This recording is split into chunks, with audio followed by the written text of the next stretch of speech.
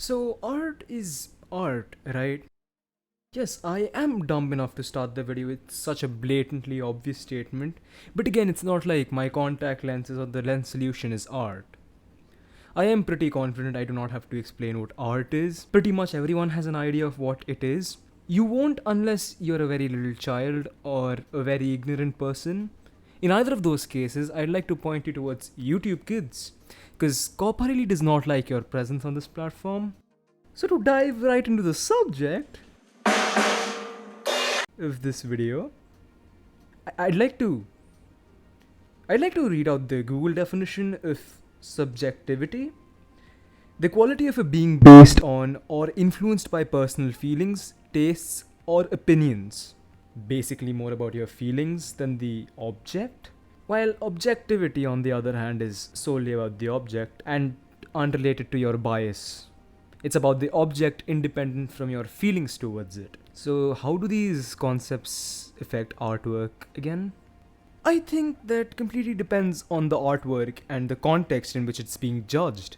So, to convey what I mean, I'd like to give an example comparing two shows. One which is classic and beloved by a lot, while the other is classically bad and questionable at best. They are Berserk by Kentaro Miura, may he rest in peace, being the good one, and Sword Art Online, the questionable one. So to tell you how objectivity affects the comparison, let's compare these characters in the stories, how they are written and how they behave. So the characters in Berserk are written very well. They have a depth to them. They behave according to their personalities and their history. A really good example would just be at the start of the story, which is technically a flash forward. We see Guts being hardened by his past, looking for something very vigorously, taking down demons left and right. We don't know why he's like that, but eventually we do get to know his past, and it is very fitting for him to behave the way he does. While on the other hand, let's talk about the characters in Sword Art Online. They're more of cardboard cutouts of anime tropes than actual characters. The only characters I did like, and by characters I mean character, he is Klein. He was just a funny guy. Asuna was a very interesting character for the first half of the first season, even though very tsundere-esque. But then she just became another damsel in distress in the second half of the first season. Kirito was also interesting for around 1 to 2 episodes, then he just became an overpowered mess that has no explanation behind him. No character. My deodorant bottle has more personality to it than Kirito. This bottle breaks and does not spray when it should. I don't know what rules Kirito abides by. I don't know what's up with him. I probably don't have to explain any further how these two shows are different. Too long didn't watch, Berserk is better than Sword Art Online in every sense of the word. But that doesn't mean I cannot like aspects of SAO. But that's where subjectivity steps in. It's like liking some aspect or concept that's introduced in a show. For example, I really like the concept of a full dive VR MMORPG put forth by the series, and I think it would be really cool. Side note, Jeff over at Mother's Basement did explain why SAO would have a god awful UI and it won't be very fun to play. If you want to watch that, it's linked in the description, you can go check it out. After this video, of course. You're staying, right? But me rambling on about why I like the concept of Sword Art Online can all be chalked up to subjectivity. Wait, what's that I'm hearing? Oh wait, it is an angry commenter saying I'm a complete hypocrite. Wait, you can stop it. Okay, keep that keyboard aside. Listen to me. Listen to me. I know you're trying to say I'm a complete hypocrite for not acknowledging that art does have place for subjectivity. And yes, I would be a complete hypocrite if I didn't acknowledge that subjectivity, in fact, does have a place in for art. Contrary to popular belief, I am not a hypocrite, most of the time. So this is an example I like to use. Imagine you have two indistinguishable pizza margaritas in front of you, looking finger-licking good, and you're given the choice to top them with onions, good choice, or pineapples, another good choice. Depending on your preferences and or fear of being judged, you may go with the onion or maybe even plain. That's totally up to your tastes, literally. Side note, Yes, I do like pineapple on my pizza and would refrain from commenting any further. In my humble opinion, art is more objective when comparing two pieces with different levels of skill, while they're more subjective when they're on similar footing or they're totally different types of the same craft. And at that point, they're pretty much incomparable, and if you are fighting with someone over which of the two are better, you're probably wasting your time because they cannot be compared. Because subjectivity as a concept in itself starts people comparing apples to oranges, even though they're uncomparable or one is clearly superior. Don't get me wrong, I like to drink apple as much as the next, but Drink orange. that's nice. But that's just a theory. A food theory. Bon appetit. So now I'd like to turn my attention towards artwork that is drawn, painted, or even digitally done. Sometimes all three at the same time. Because I feel that in this field, objectivity is denied the attention and is stripped away from all its importance, more often than not. As the word suggests, the subject of the artwork is much more subjective, while I feel that the artwork itself has much more place for objectivity.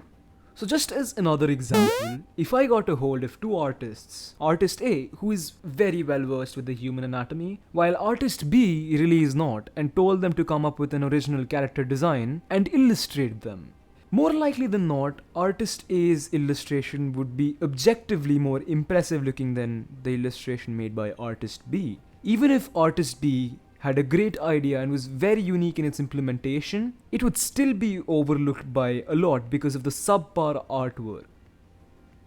Now, I'd like to get to the point that actually prompted me to make this video in the first place.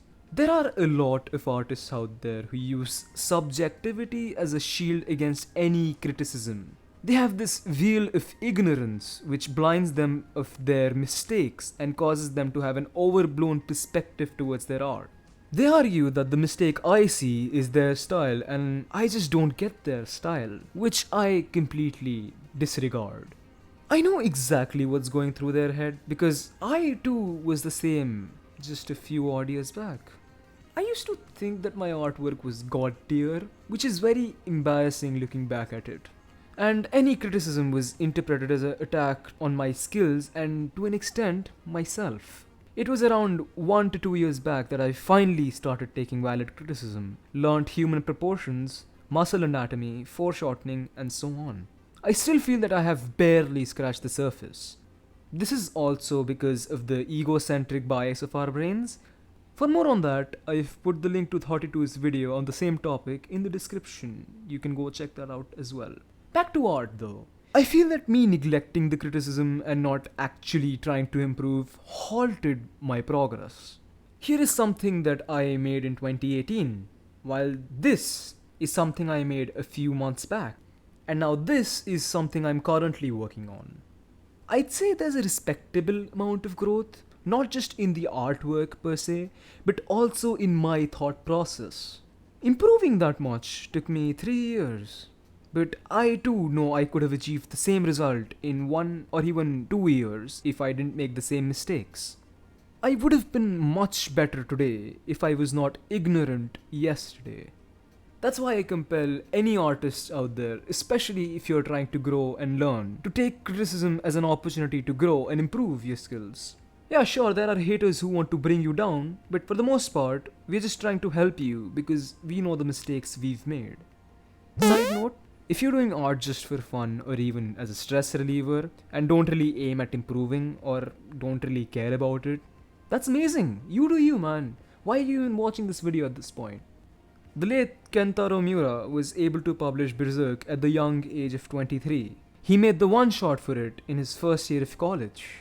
I want to some degree, match the level of skill he displayed at the same age as he did, as I too want to become a mangaka.